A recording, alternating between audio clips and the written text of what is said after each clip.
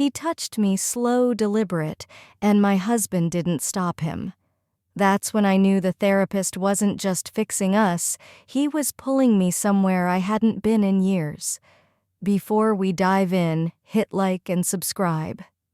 It's quick keeps these stories coming. Thanks for being here. Let's get to it. She just lies there, Frank, my husband said, voice sharp bitter. No reaction, no sound, like I'm the only one in the room. I turned, eyes cutting into him. Maybe that's because you don't know how to make me feel anything. He blinked, shoulders stiff. Sorry, I'm not good enough for you. I didn't flinch. Maybe you're not. Maybe that's why I feel like a ghost. The air in the stuffy Denver office thickened, heavy as a held breath. The therapist, Dr. Ellis, sat still, mid-50s, silver at the temples, suit tailored sharp, his presence filling the room like a low hum. He let the silence stretch, watching us like a surgeon eyeing a cut. So he said, "Calm, you're both unhappy." I leaned back, arms crossed. Frank stared ahead, jaw tight as a locked door. When did it start? Ellis asked. Frank shrugged. Dunno. A while back. It just stopped working. Ellis's eyes shifted to me. And you? I hesitated. I don't know. He didn't look away, studying me like he already knew the answer. You're not detached, he said. You're bored, trapped in the same script. I shifted, uncrossing and recrossing my legs. Your body's not responding because it knows what's coming, he went on, voice smooth, slipping under my skin. It's predictable, routine. Frank scoffed, quiet, but said nothing. When you know the start and end, Ellis added, it's not real anymore. It's mechanical. I tried not to react, but his voice hit something raw. What do we do? Frank asked, edge gone from his tone. Ellis leaned forward, just enough intentional. Change the pattern. Do something that doesn't let her think. Something unfamiliar. Physical. I caught my breath. Frank glanced at me, unsure. How Ellis smiled faint, his eyes lingering on me too long. Experiment. We talked about it on the drive home, then again the next morning, stirring cold coffee in silence. By night, we decided to try. In our dim Denver bedroom, Frank flipped me onto all fours, hands gripping my hips, his rhythm focused, cautious, like he was breaking through ice. Don't think, he whispered, breathless. Just let go. I clutched the sheets, focusing on his movements, the tension in his fingers. The pressure built, each motion sharper, but my body felt distant, present, but hollow, like a house with no lights. When it ended, he rolled back, staring at the ceiling. I stayed a moment, then walked to the bathroom, silent, no words to give. Next night, I took control. I climbed over him, kissed his neck, moved my hips the way I knew he liked. He exhaled, hands on my waist, trying to follow my lead.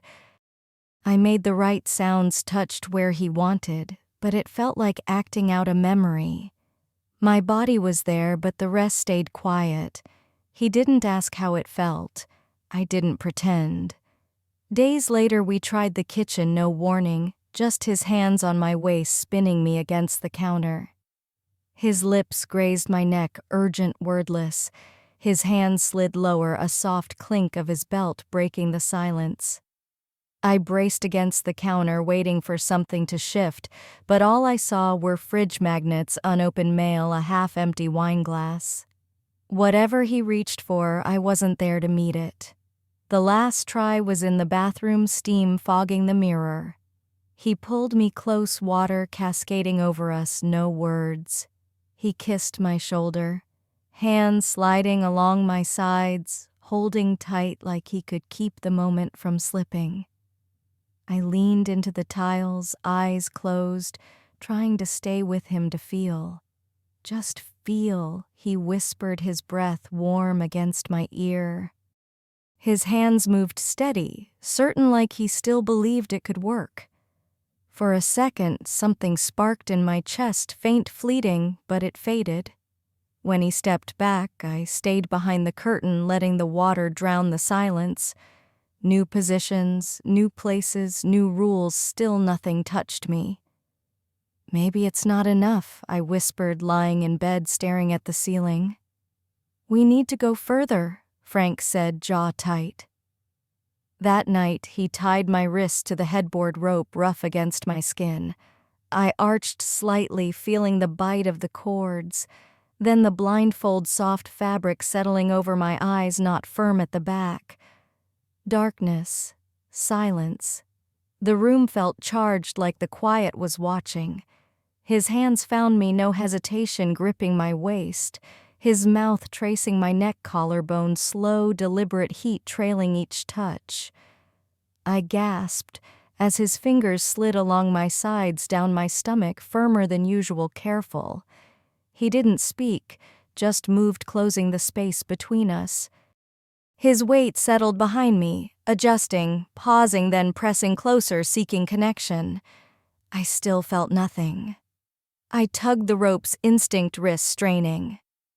"I'm trying," he whispered. His rhythm was steady, restrained, building each motion firmer, like he was holding something back. The bed shifted beneath us. The blindfold kept me locked in feeling without thinking. I matched his rhythm, letting him lead, but no spark came. No shift, no fire. His breath slowed, frustration radiating from his skin. "I need something else," he said, voice low, certain. He reached up, untied the ropes with shaking hands, rubbed my wrists, then eased me onto my stomach. He moved behind me again, hands steady, breath heavy, pausing, then pressing. My body tensed, waiting. "Trust me," he said. I inhaled, feeling him adjust, careful, slow. It was different, tighter, everything sharp. He held steady, each move calm, patient. I stayed quiet, trying not to pull away, trying to stay with him. His grip didn't waver, rhythm patient. I focused on his presence, the way his effort filled the space between us. He reached for something we couldn't name. I reached too. Nothing. Nothing. When it ended, he collapsed beside me, chest heaving. I lay still, blindfold loose, wrists tingling. The room was silent. "Still nothing," I whispered, turning to the ceiling. "Still nothing." We were back in Ellis's office. "I don't know what else to do," Frank said. "We tried everything." Ellis watched us, silent for a beat. "You've done more than most," he said. "But sometimes effort isn't the answer. Sometimes it's experience." Frank shifted. "What kind?" Ellis leaned forward, controlled, guiding. "Shared experience. With someone who knows how to lead." I felt it before I understood. "You?" I asked. His voice stayed calm. "I know how to move slowly, how to build trust." He looked at Frank. "No guessing. You'd follow." Frank blinked.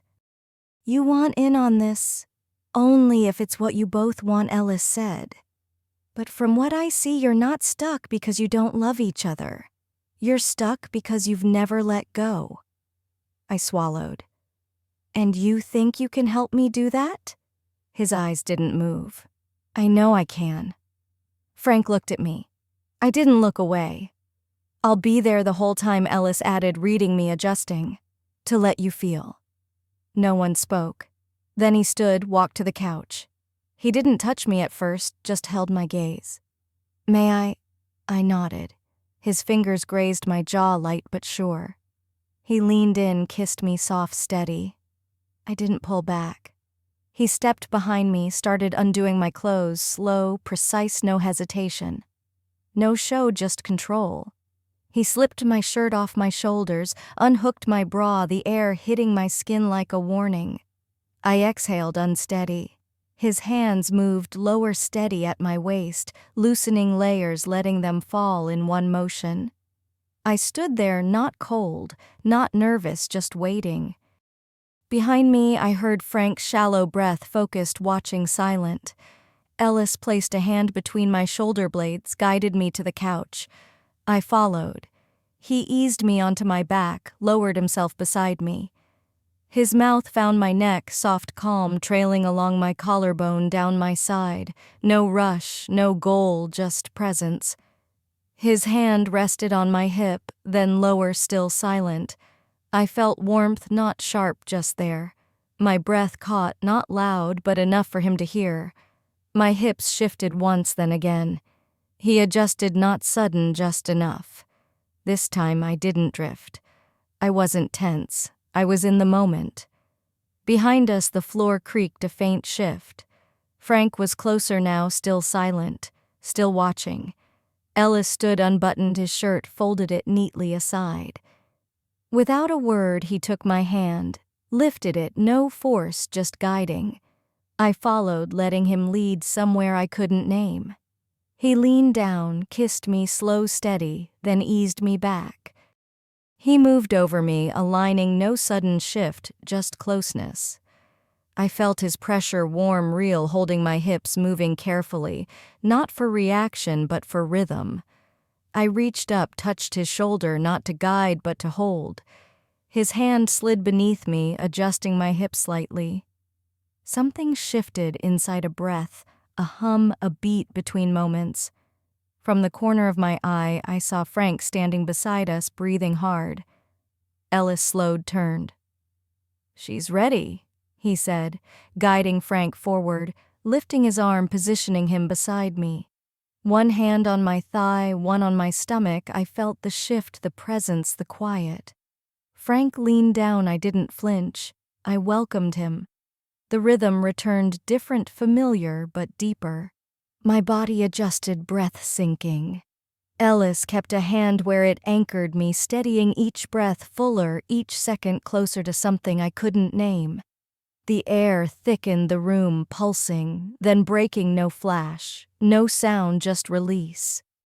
I arched once, gripped the cushions, exhaled fully.